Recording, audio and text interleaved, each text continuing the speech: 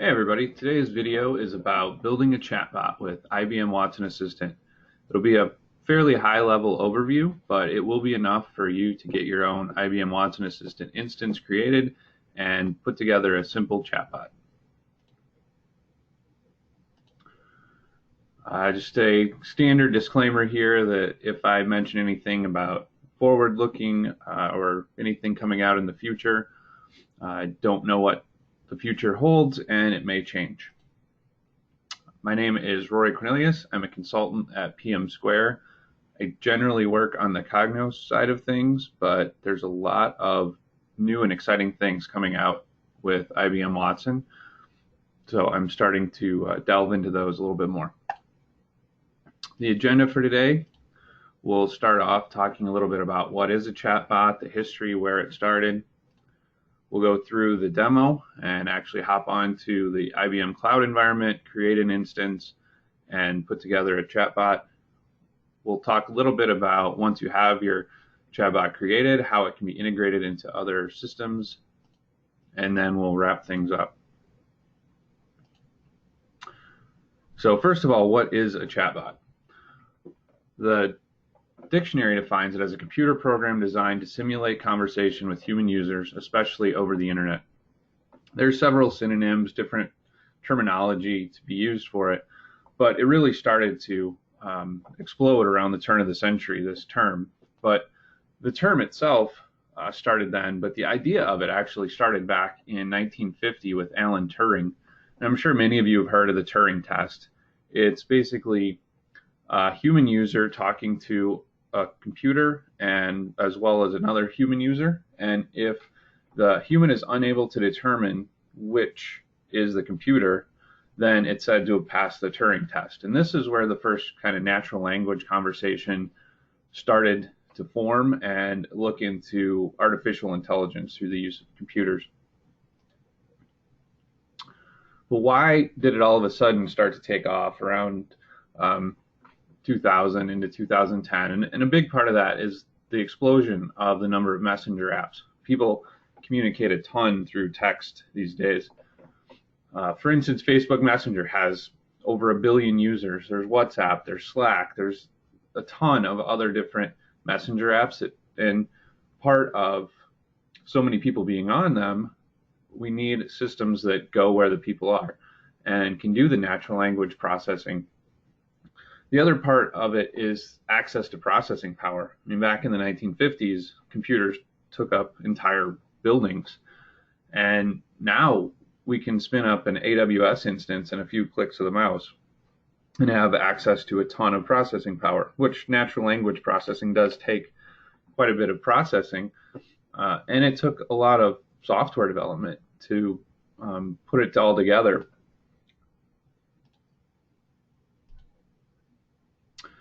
So what are some of the main use cases for a chatbot? I'm sure everyone has played around with Siri or Amazon Alexa or Google Assistant.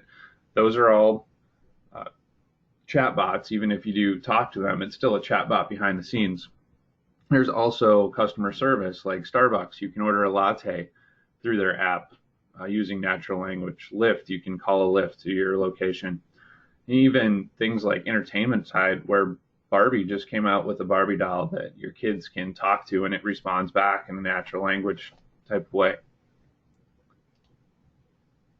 And of course, there's one of the where it all started was back with IBM Watson playing Jeopardy in 2010. IBM Watson played against a couple other Jeopardy champions and was able to interpret the Jeopardy clues, process it, and provide answers, and end up beating the human contestants. And since then, IBM has taken a lot of that same functionality that was used to play Jeopardy back then and split it off into a bunch of different services in their cloud environment. And IBM Watson Assistant is just one of those services that handles the natural language processing side of it. It interprets what a user says, is able to get some understanding of what it is, and then deliver personalized responses based on what the customer is asking. And for the most part, there's really no coding required. It's all kind of click and drag. It's piecing together different nodes, and we'll look at that a little bit more in the down the line. But it's not your traditional programming. So as we're going through today, we'll put together a chatbot, and when you're designing your own, it has a lot of the same questions that you would do with any other, like a report on the analytics side of things, or even a program that you're putting together.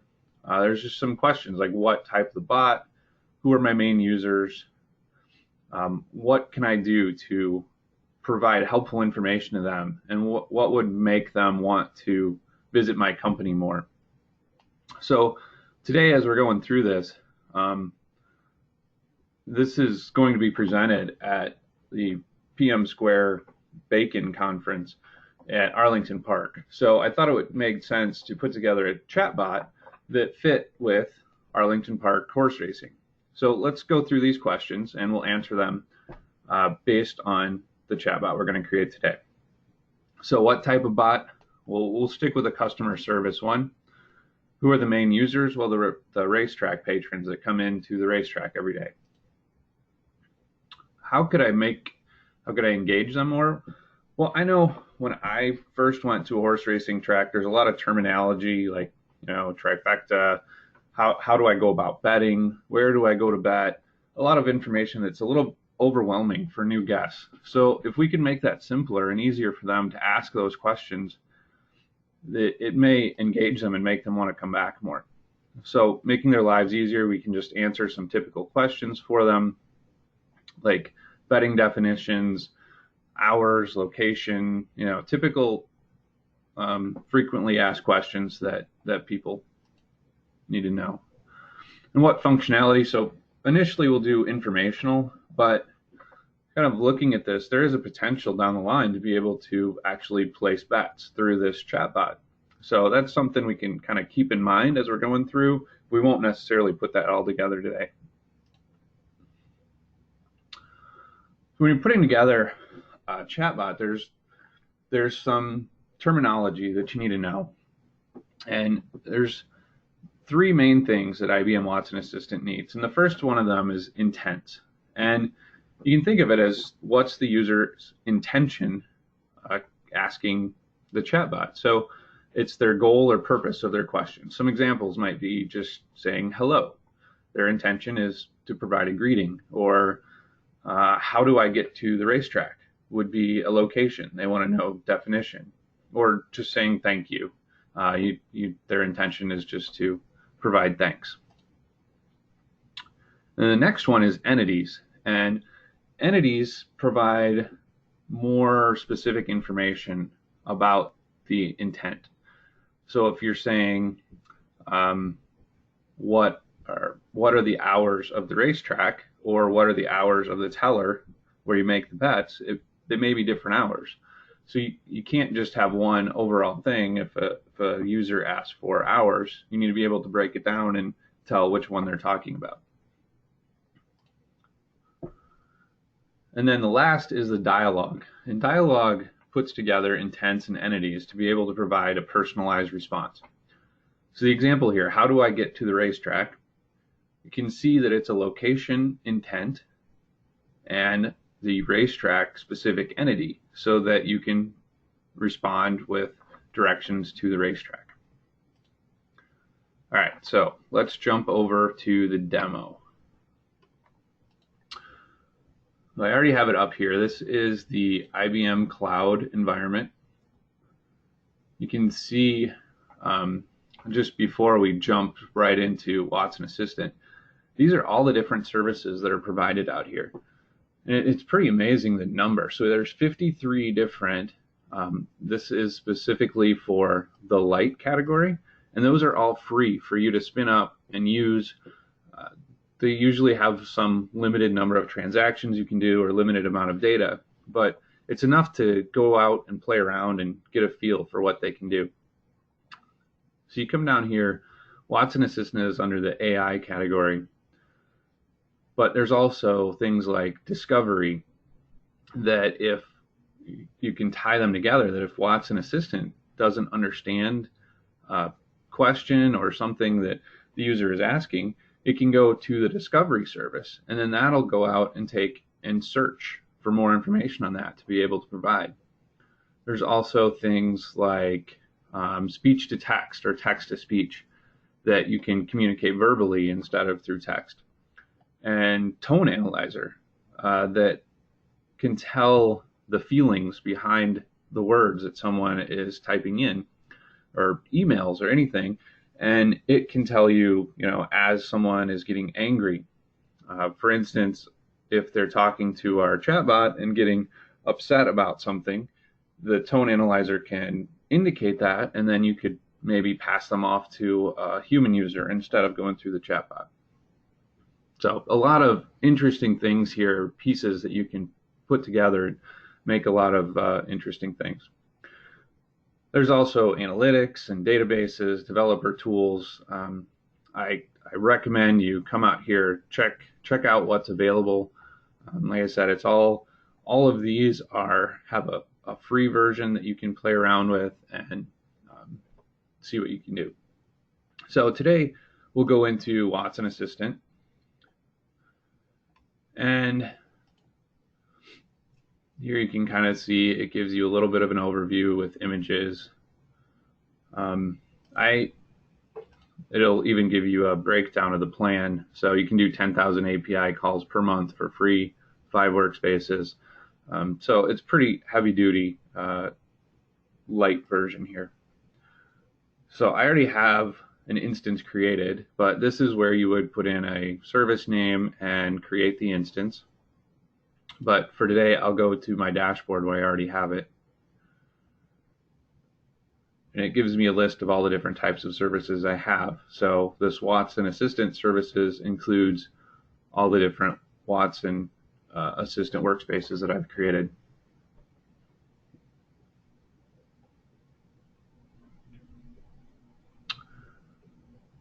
And don't worry, at the end of the presentation, I'll provide some links to where you can create an IBM ID, where you can go to request an IBM Cloud account, how you get to all of this information. So that'll be at the end of the presentation. So this is the main IBM Watson Assistant services here. Gives you some information. These are used to connect to or integrate with your own service or tool later on. For today, we won't take a look at those, but we just click on Launch Tool.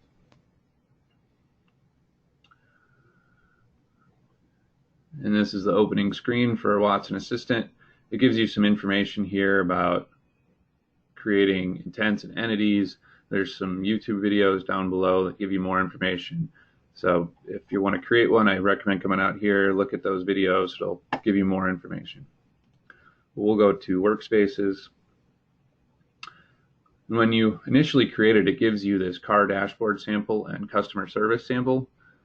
Those are just examples that you can go into and look around and understand how they put together a chatbot. Today we will create our own workspace, and we'll just call it BAConBot.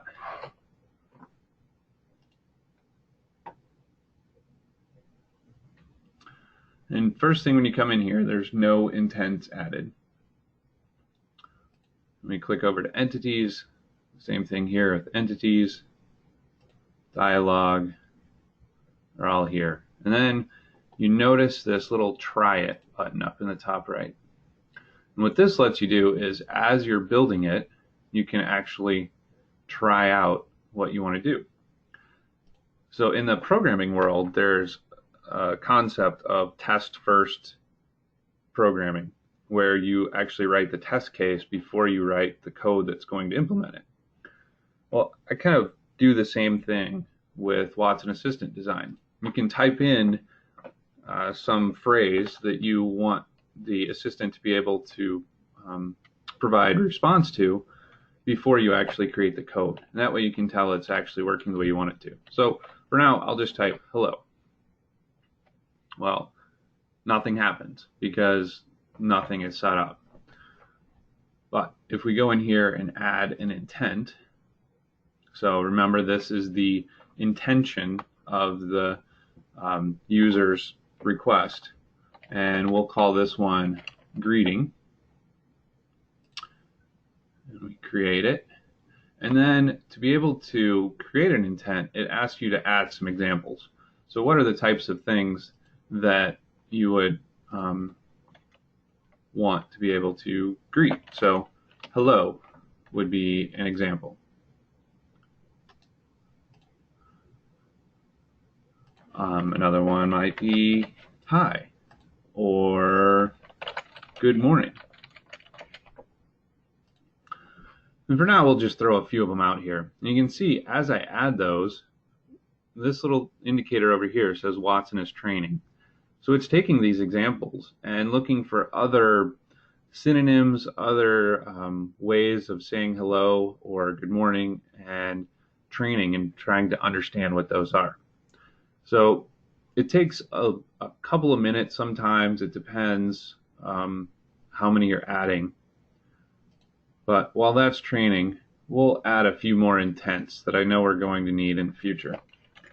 So we'll do one called hours. And we can say, what time does the track open, as an example? Or what are your hours?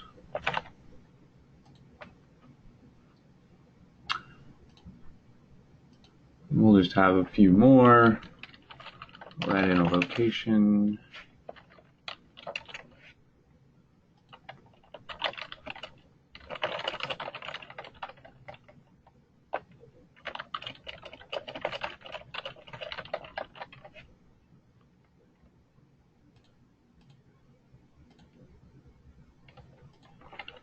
More for definition. So this is things like, what is a trifecta? How do you define an exacta?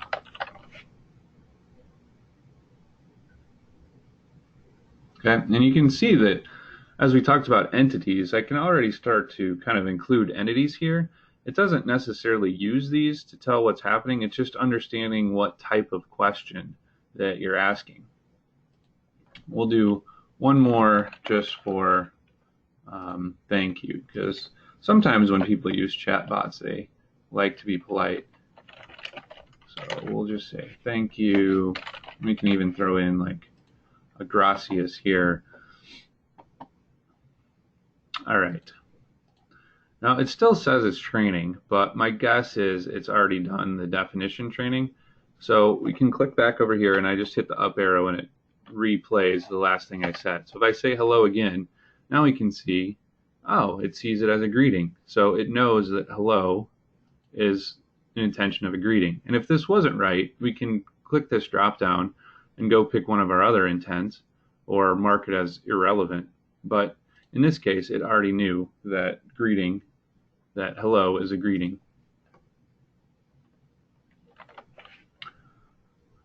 While that keeps training, let's just jump over here. You can look at the content catalog. And this content catalog has a whole bunch of different categories out here, like customer care, to understand and assist customers with information about themselves and your business. And you can add this. It has 18 intents already put together for typical customer care questions. And you can just click add to workspace, and it'll automatically import all of those different intents and entities and dialogues into your workspace. It takes a while to train because it's still adding intents just like you do. But these are some other examples that you can pull in. So now you can see that finish training. So we can say things like what are the hours of the track? And you can see it has hours, or what time do you open? So these don't have to match exactly with what I typed in there. It knows the basic concept, and it can tell that I'm asking for hours. All right, so that's pretty good for intents. Let's hop over to entities. Remember, an entity is more detail. So in this case, what are the hours of the track? The entity would be the racetrack. The intention is finding out what the hours are. We'll add an entity, and we'll say the first one is racetrack. And entities ask for different values and synonyms to go along with them. So we'll say track is the name, and we'll say maybe horse racing, harness racing, raceway, and those are just some examples. You can go into there. Okay, and you can see Watson is over here training again as I add these. Let's add another one. We'll call it teller. We'll just leave the value name as teller. We'll add synonyms like desk, betting table, counter, clerk. And as part of this, you can actually click on show recommendations, and it'll pull up some other synonyms. So maybe, yeah, cashier kind of makes sense. We'll add that one on. And click add selected, and then add value. Okay. And let's add one more entity to understand when they're asking for definition of bets. We'll call it the bets entity. And in this case, there's a lot of different types of bets, so we don't want to say they're all the same value. We actually create different values for each type of bet. Well, there really isn't a synonym for exacta, so we won't add one here. We'll just leave it as exacta, and we'll add a trifecta, maybe a superfecta, win, place, show, maybe pick six is another example. And this one, maybe we could put in like pick six all together as a synonym. All right, there we go. So we have a bunch of bets. Let's try, what are the hours of the track again, and see if it knows what a racetrack is now. There we go. So you can see what are the hours. You can see track is highlighted here, so it knows that's a racetrack, and you can see the entity down here below that it says it's a racetrack. So you know hours for the track. Okay, so now our chatbot here is starting to understand what we're asking, but it isn't actually saying anything. So this is kind of where we create our dialogue that pulls together intents and entities and provides a response. So under dialogue here, we'll click create. And as soon as you click create, it creates these two, welcome and anything else. When we look at the welcome, you just click on it, pulls it out.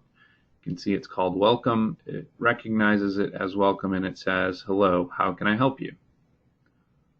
Well, now that we've added that, if we click clear over here, you can see it starts off, hello, how can I help you? Okay, it's starting to interact with us a little bit, provide some more responses.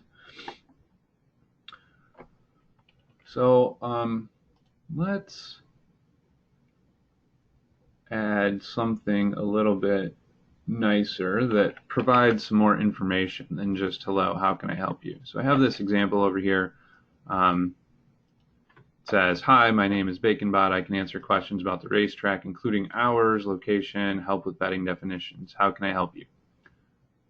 Okay, so we do that. If I hit clear, all right, it's now responding with that. It's always good to give some indication of what your chatbot is able to do, so that it gives some more information when a user first comes in. Okay, So now let's try again with our test first or chat first development. So we say hello. You can see it still says it's a greeting, but it says, I didn't understand. You can try rephrasing. Well, if we look at our anything else responds with any of these possible options. And that's because we don't have anything to respond to hello yet. We just have welcome and anything else. So let's add a node. And we will call this the greeting node. And the bot recognizes. So here's where you tell it what to look for. And we want to look for an intent and the greeting intent.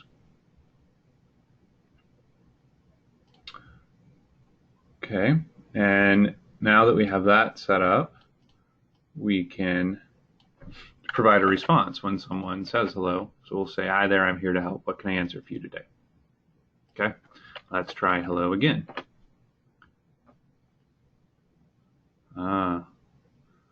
We missed, I see. So it says, can you reword your statement? The important thing to remember here on dialogue is that it flows from the top down. So it's currently looking at welcome, then anything else, then greeting. So even though it sees it as a greeting, the anything else node catches it before it gets to the greeting. So let's move and we'll say above node. Okay, so now we have welcome, greeting, and then anything else. We always want to keep that anything else down at the bottom so that it doesn't grab something before one of the other nodes that defines it. There we go. So now we can say hello. It sees it as a greeting and it says, hi there, I'm here to help. What can I answer for you today? Perfect. Let's add another node and we'll call this one thank you. And it's set up a lot the same way. We'll just say thanks.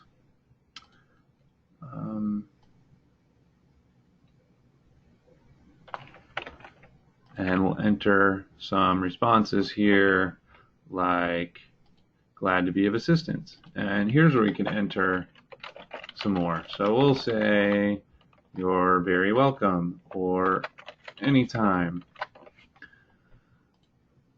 And just to keep it interesting, you can set it to random. So that way if someone says thank you, you can see it sees it as a thanks and it says glad to be of assistance. Now if I say that again, this time it goes through and says you're very welcome. Great. All right, so those are a couple of simple nodes that it created just to make your bot feel more welcoming to someone. Let's create one that's a little bit more complex. All right, so we will go here and add another node, and let's call this one hours, and our intent for hours, and let's just leave it at that for right now. So this node will see that intent, and then below this we can add a child node. Before we get here, let's do our chat first design and say, what are the hours of the track? So right now it sees it, but it doesn't actually say anything. Our hours node is catching it, but there's no response because we don't have the text, anything here.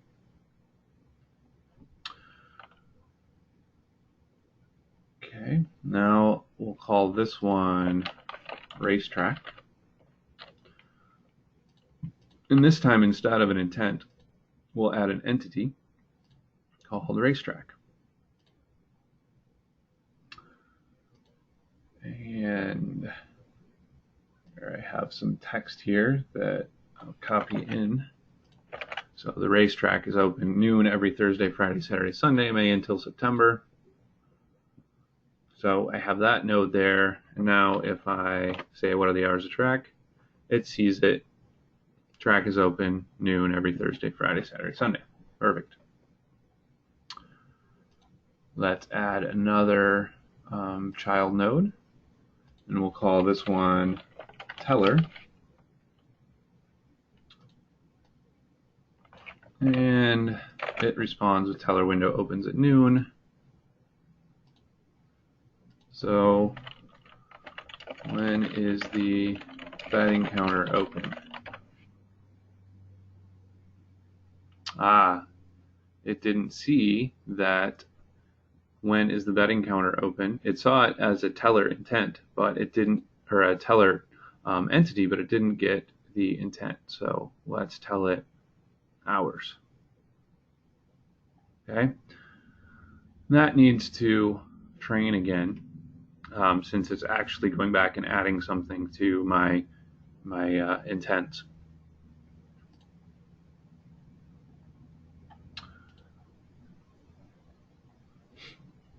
All right, while that is working, let's go ahead and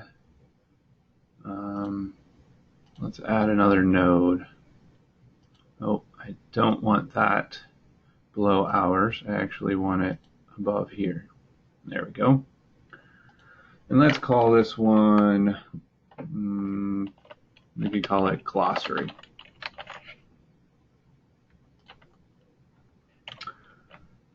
And we'll pick definitions. Okay.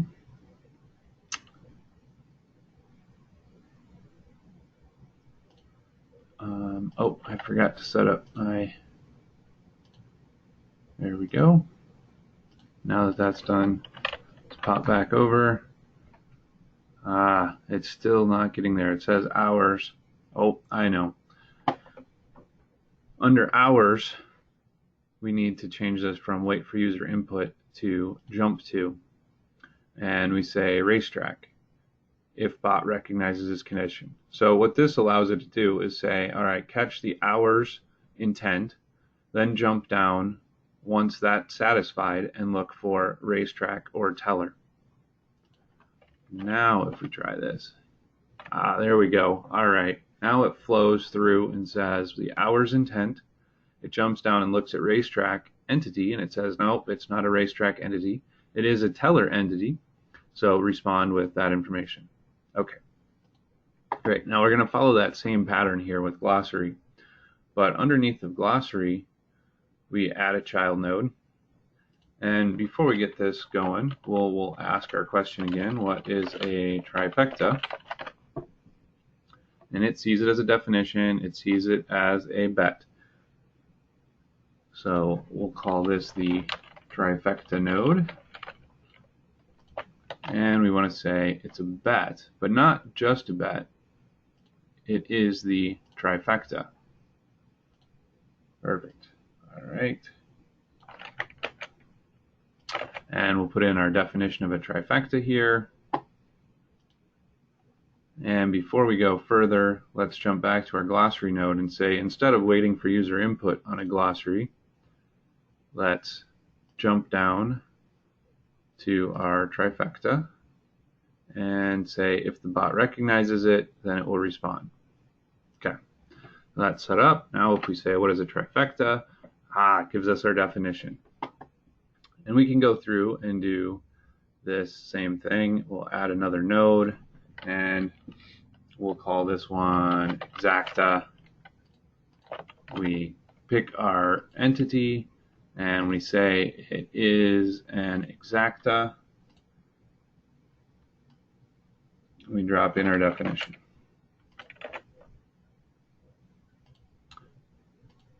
There we go. And let's say what is exacta. And it gives us our exacta definition. So you can see how you can have different hierarchies of information. So it sees it as a definition, but then it goes down and says for a particular type, what do I respond with? And we could go through and add all our other betting definitions here, but that's kind of the basic flow. So now our chatbot, if we clear it out, we'll come in and say, my name is BAConBot. You can ask for how do I get to the track? You can ask for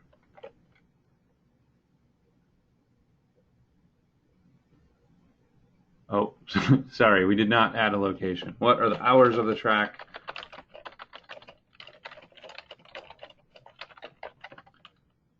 There we go. You can ask for what is trifecta, and we can say thank you. Perfect. All right, so it goes through and can do some kind of basic functionality now. But I do have another BAConBot out here that I've done a little bit more work on, so we can pull that one up. And this one includes a little bit more information. It can calculate odds, and it can even help place wagers. So we could put something like, put $5 on horse 3 to win. Perfect. It sees that it's a bet. It has $5 currency, a horse, and betting to win. Well, that was pretty easy bet. I mean, I had all the information there. What if I say something like, I want a trifecta?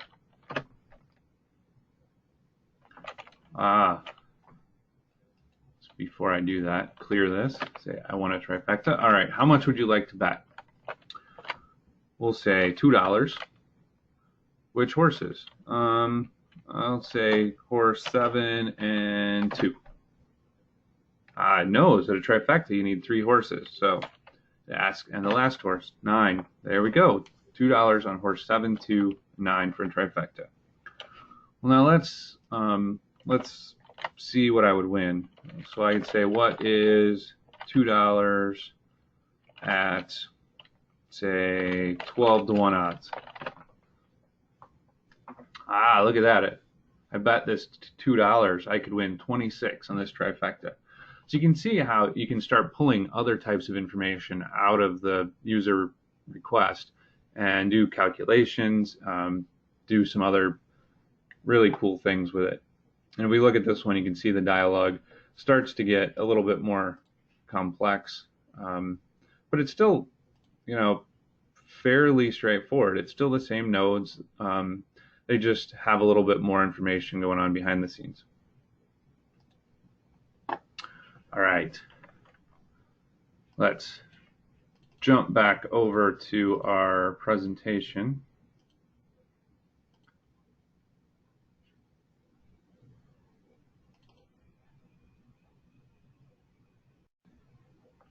And let's talk a little bit about integrating BAConBot.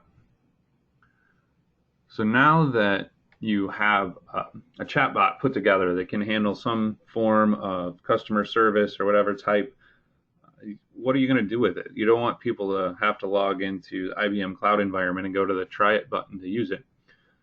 So it's a little bit out of the scope of today's presentation, but I still wanted to talk about, there's some techniques out there within the IBM cloud environment that allows you to connect it to Slack, or they have one out there for Facebook Messenger, or with a little bit of coding, you can connect it with Twilio, which handles SMS text messages. You can go to WordPress or include it in your own website.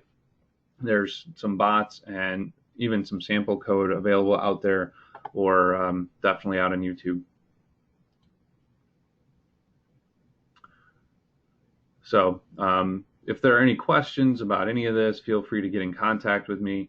But I hope you take a little bit of time to create your IBM account, register for a cloud account, and then you're able to go out and create any of those services and play around with them.